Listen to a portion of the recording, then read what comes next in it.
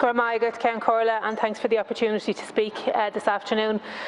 I just want to briefly reference a point that was made by one of the speakers. It's utterly ludicrous to suggest that the same measures and the same approach should apply on the day when there are 6 cases as on a day when there are 6,000. I find it a little bit more than ludicrous that the government should be, and government representatives should be, suggesting that.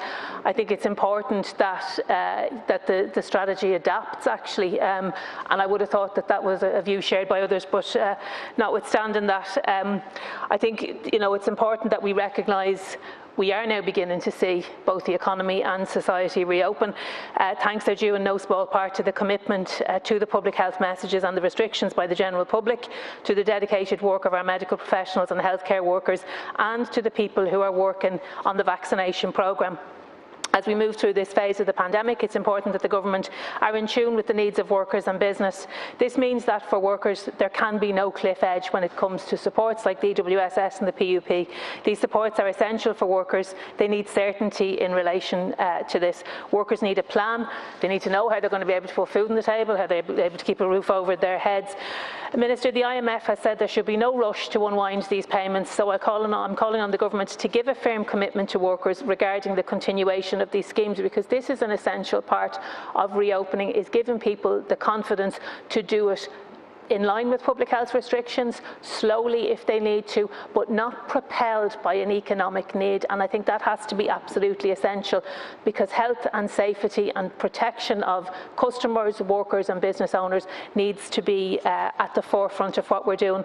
For a lot of businesses, supports like tax warehousing and the CRSS, they need to be given certainty with regard to their own situation so that they can plan. In relation to the reopening of the economy, Minister, I'd like to raise with you the situation regarding pubs and restaurants and indoor dining. Throughout the pandemic, I have met with business groups and their representatives and workers' representatives regarding the difficulties that the hospitality industry faces. We still don't have a reopening date for indoor dining. Pubs and restaurants can't be expected to purchase stock, to schedule workers, to roster staff, to do all of the things that they need to do unless they have some clear time frame. A few short weeks ago, I met with the VFI and the LVA and the Restaurants Association to discuss what they would feel a reopening plan should look like. They've told us that they support the public health measures, absolutely, but they also want to see fairness regarding reopening. They want to have input into the reopening plan, they want certainty, and they'd like to see indoor dining reopen together.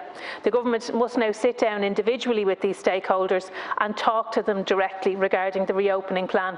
Restaurants, pubs and indeed the ordinary punters who are going to be going are confused to see the return of the 105-minute rule. Again, this has to be addressed, and I have said this on a number of occasions, Minister. If the rules are simple and easily understood, people will follow them. But I think we need to understand people want to follow the rules, they want to follow the regulations, they want to do the right thing, but they do need an element of clarity, and they do need to see that these rules make sense. Thank you.